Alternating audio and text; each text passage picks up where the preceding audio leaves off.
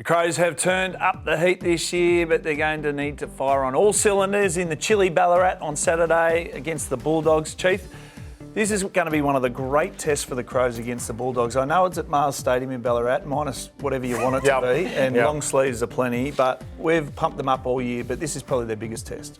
It's a great game, isn't it? Because they've got themselves back in the mix now, the Bulldogs, and they've got a terrific run home. So they're going to be favoured to be positioning themselves come September. But I think we're dealing with a different Adelaide Crows now. A team that plays a hard, contested brand of footy. Love the way they can hit the scoreboard. They're coming up against a really good defence in the Dogs, and they have won.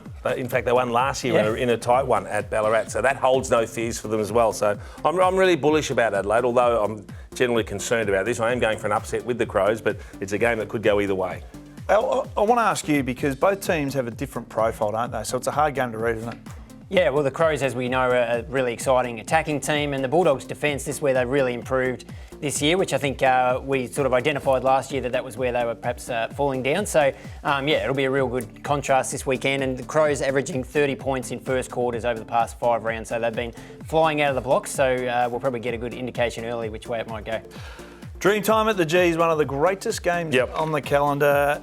This is one you literally have to go at least once to obviously enjoy the spectacle. But the Bombers, can they break? And Brad Scott's in charge now. A 13-game losing streak against the Tigers, Chief. Well, they've also lost their last 4 this season, so they're not in great form. They've been competitive against some good teams, though. Yep. They're playing patches of football, so I don't think they've slipped back to where they've been the last few years, but they need to get their confidence back with a big win. Can they do it now? Well, gee, until last week, you would have said they'd be favoured to win this one. Now, all of a sudden, it's been flipped on its head. So I scratched my head a little with this one. I don't like it as a game from a tipping perspective. Deep dive for me, Al. Tell us how they win.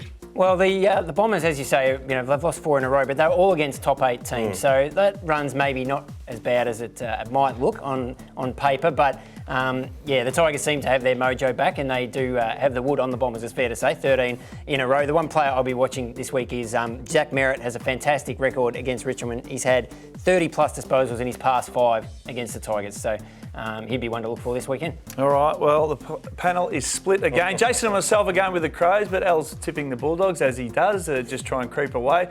And I am one out with the Bombers in the upset at the G against the Tigers.